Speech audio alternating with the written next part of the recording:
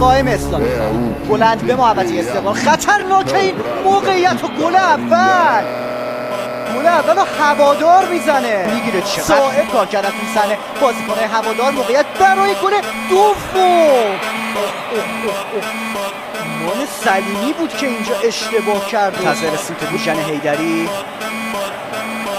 گام‌های یامگا به سمت توپ و ضربه‌ای که میزنه و دروازه هوادار باز